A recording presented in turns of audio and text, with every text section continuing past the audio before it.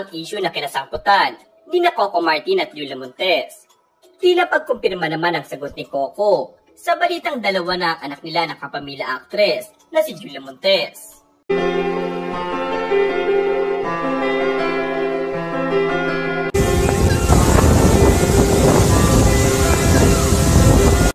Hiningan ito ng reaksyon hinggil sa balitang ito, ngunit naging maiksi lamang ang sagot ng aktor.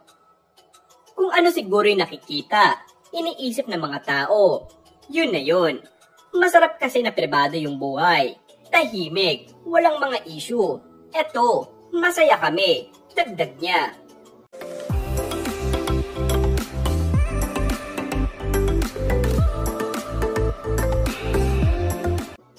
Matapos nga ang pag-amin at kumpirmasyon ni Coco Martin at Julia Montes sa kanilang tunay na relasyon.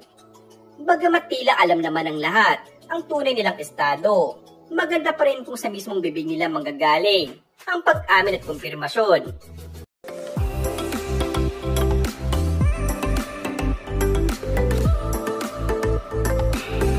Labing-dalawang taon na palang magkasintahan ng dalawa na nabuo noong 2011 na magkasama sila sa isang serye sa ABS-CBN.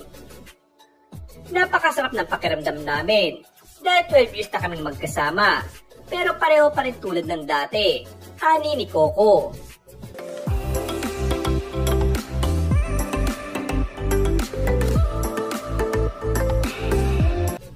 Kahit daw kapag lumalabas sila bilang couple, maraming nakakakita sa kanila.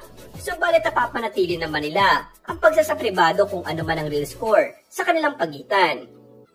What you see is what you get. Ang peg nila, dagdag pa ni Coco.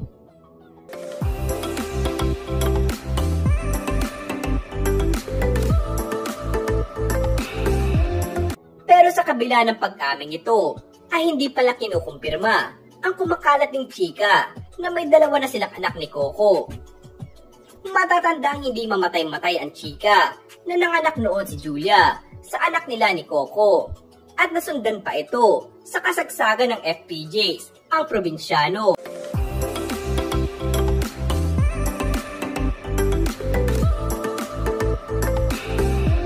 Ay araw kaunti na lamang ang exposure ni Julia bilang si Mara. At matapos nga kanilang pag-amin sa relasyon, hinihirita naman sila ngayon ng baby reveal. Kayo, ano sa tingin nyo? Thank you for watching and please don't forget to subscribe.